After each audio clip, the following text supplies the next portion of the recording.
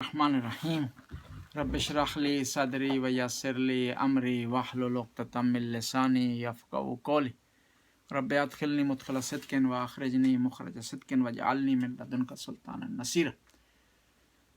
آج آپ کی خدمت میں امام مہدی اجل اللہ تعالی فرج شریف کی ایک حدیث بیان کرتے ہیں۔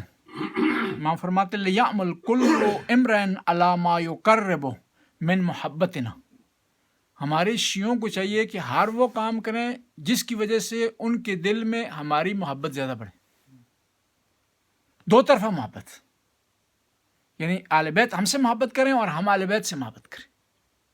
ہم تو اہل بیت سے محبت کرتے ہیں، چارہ ہی نہیں ہے جی، کریں گے نا کیونکہ اور کوئی ہے نہیں۔ اہل بیت سے محبت نہیں کریں گے تو کس سے کریں گے جی؟ شجاعت سے اگر محبت کرنی ہے، سخاوت سے کرنی ہے تو جو ہے وہ اہل بیت میں چیز پائی جاتی ہے۔ جس لحاظ سے اگر آپ سوچیں تو اہل بیت محبت کے جو ہے وہ مرکز ہیں، اگر ان سے محبت نہیں ہے تو انسان نہیں رہتا۔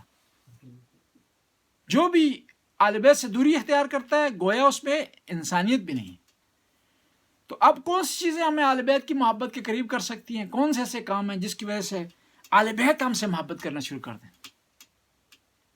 ہم اپنے اندر ایسے گرڈز پیدا کریں جن چیزوں سے، ایسی چیزیں اندر پیدا کریں جن چیزوں سے اہل بیت کو محبت ہے، خود بہت اہل بیت ہم سے محبت کرنا شروع کر دیں۔ پوری تاریخ میں بتایا تاریخ نے کہ اہل بیت نے کچھ چیزوں سے محبت کی ہے۔ نماز سے محبت کی اہل بیت،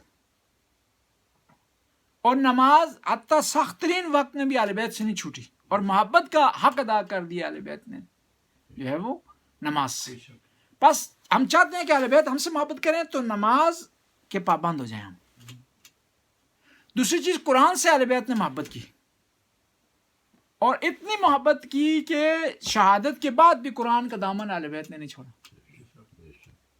یعنی کوفہ اور شام کے بازاروں میں اہل بیت علیہ السلام نے قرآن کی تلاوت کی، سر کٹا ہوا ہے، نوک نیزہ پر ہے، لیکن قرآن کی تلاوت کر رہے۔ یہ بتا رہا ہے کہ اہل بیت قرآن سے جدا نہیں ہو سکتے۔ بس اگر ہم چاہتے ہیں کہ اہل بیت ہم سے محبت کریں، ہم اہل بیت سے جدا نہ ہوں، اہل بیت ہم سے جدا نہ ہوں، تو قرآن کو اپنے اندر رچا لیں، بسا لیں، اس کی تلاوت کریں، اس کو سمجھنے کی کوشش کریں اور اس پر عمل کرنے کی کوشش کریں، تو پھر اہل بیت کے ہم نزدیک ہو جائیں گے، اہل بیت کی ہمیں محبت حاصل ہو جائے گی۔ اور قرآن ایک ہی ایسی چیز ہے جو انسان کو تنہائیوں میں انسان کا ساتھی بن سکتا ہے۔ امام زین العابدین ارشاد فرماتے ہیں کہ اگر دنیا ساری ختم ہو جائے، میں تک کو تنہا رہ جاؤں، تو مجھے کوئی پریشانی اور ڈر اور خوف نہیں ہوگا، قرآن میرے پاس ہے، میرے ساتھ ہے قرآن۔ اور اہل بیت قرآن جدا نہیں ہوا۔ پیغمبر نے ارشاد فرما دیا نا، لن یفترقا حتی یرد علی الحوض، یہ ایک دوسرے سے جدا نہیں ہوں گے یہاں تک کہ حوض کوثر میں مجھ سے ملاقات کریں۔ اور کون سی چیز ہمیں اہل بیت سے قریب کر سکتی؟ اصول دین پر اعتقاد رکھنا اور فروع دین پر عمل کرنا اہل بیت کی محبت کے ہمیں قریب کر سکتا ہے۔ اور کون سی چیزیں اہل بیت کی محبت سے ہمیں دور کر سکتی ہیں؟ خدا نخواستہ محرمات کے مرتکب ہوں، حرام کام انجام دیں، جھوٹ بولیں، غیبت کریں، دوسروں کا حق کھائیں، بڑوں کا احترام نہ کریں، چھوٹوں پر شفقت نہ کریں۔ یعنی وہ خصوصیات جو اہل بیت کے دشمن میں تھی، اہل بیت ان سے دور تھے، ان کو اپنائیں گے تو اہل بیت ہم سے دور ہو جائیں گے۔ اور قرآن نے کہہ دیا انما یرید اللہ لیذھب عنکم الرجس اہل البیت ویطہرکم تطہیرا، خدا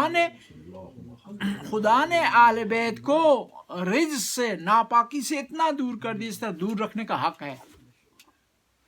اور یہ جھوٹ بولنا، فراڈ کرنا، بری نیت رکھنا، گندا برا کردار رکھنا، یہ نجس ہے۔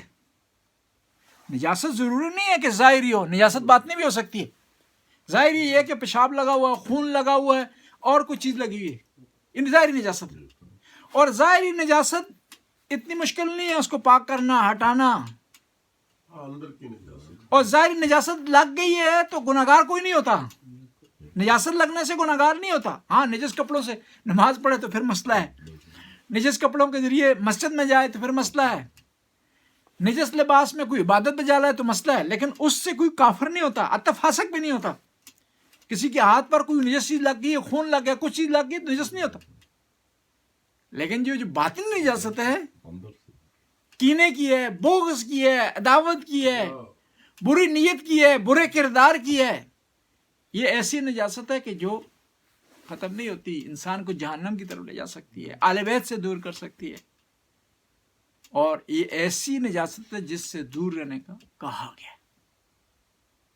اور یہ 11 نجاست کی نہیں، یہ ہے نا 11 نجاستیں، کہ یہ نجاستیں بدن انسان کا لباس پاک ہونا چاہیے نماز میں، اس کا وہ بھی ایک سمبل ہے، وہ بھی ایک سمبل ہے.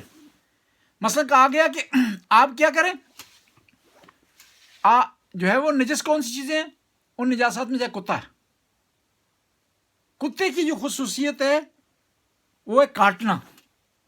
اس خصوصیت کو مدنظر رکھ کر کہا گیا کہ آپ نماز میں اس سے بھی پرہیز کریں، اور نماز پڑھنے کے بعد بد اخلاقی کسی سے نہ کریں.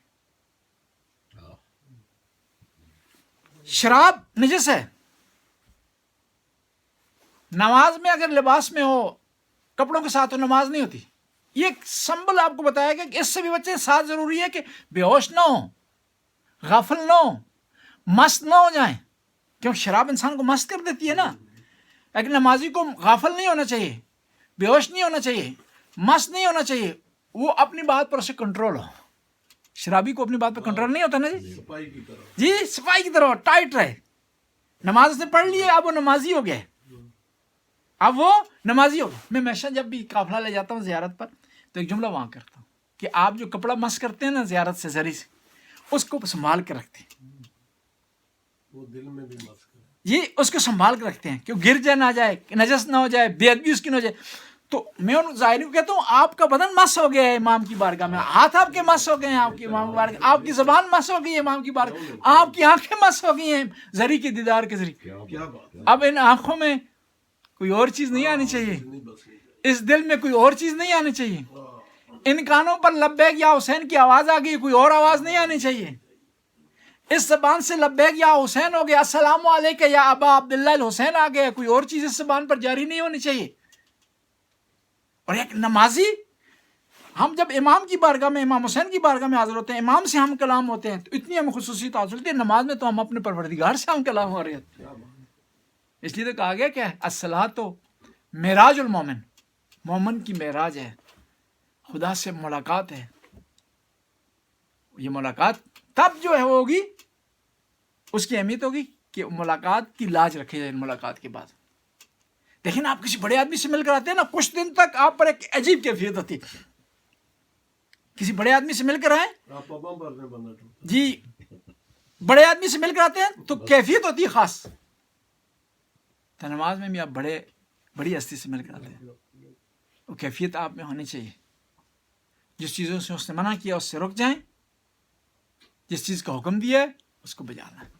خدایا ہمیں یہ باتیں ہم نے کی اس پر عمل کرنے کی توفیق عطا فرما، برائی سے بچنے کی توفیق عطا فرما، نیک اعمال بجا لانے کی توفیق عطا فرما. یا اللہ تو غفور رحیم، رحم کرنے والا ہے، کرم کرنے، حاضرین پر رحم و کرم کی بارش فرما.